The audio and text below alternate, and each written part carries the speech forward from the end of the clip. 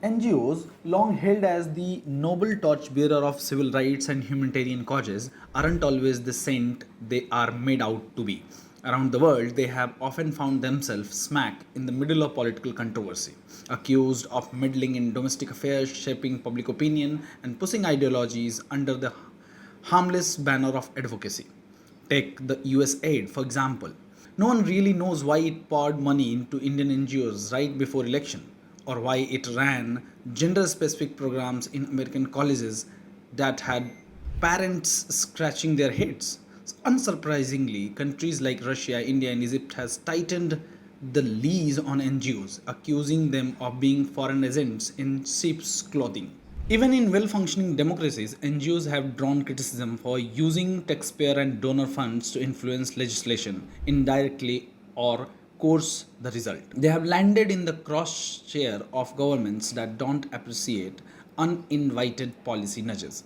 Now, the tide seems to be turning. The so called moral monopoly of NGOs is facing a conservative comeback, and nowhere is the shift more visible or more dramatic than in Brussels as they smell a Trump's like action near the horizon.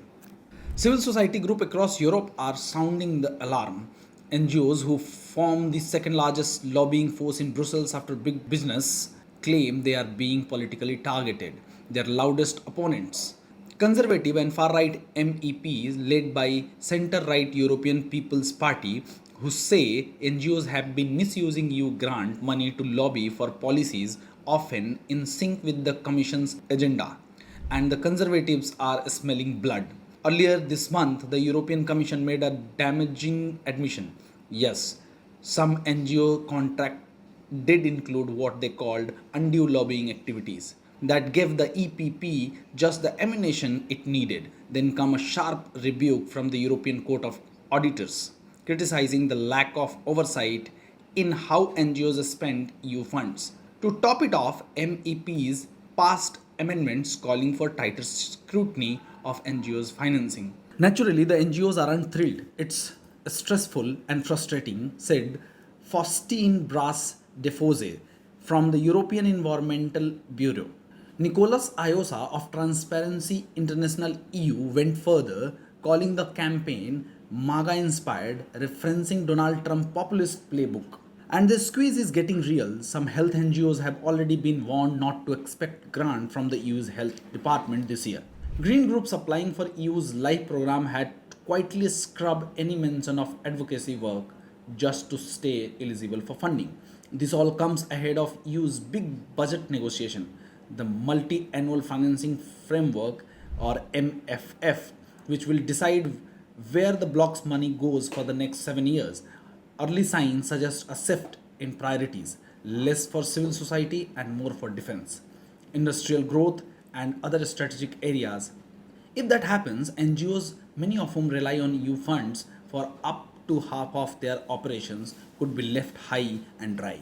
The numbers are nothing to scoff at. Between 2021 and 2023, NGOs received around 4. Between 2021 and 2023, NGOs received around 7.4 billion euro in funding. That's a lot of euros tied to activism, lobbying, and depending on who you ask, social engineering. Still, the EPP insists this isn't about gutting the NGO sector. We are not trying to stop financing NGO, said Che MEP Thomas Zezowski. We just want transparency. He claims the group is only investigating 20 to 25 NGOs for potential misuse of funds. But civil society groups aren't buying this reassurance.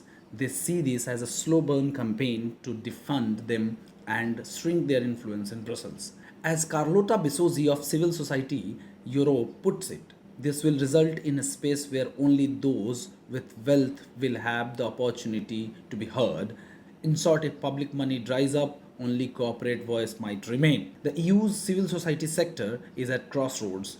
With the budget knife sharpening and political wind shifting, the question isn't just about transparency, it's about who gets to shape Europe's future, the grassroots activists or the moneyed lobbyist.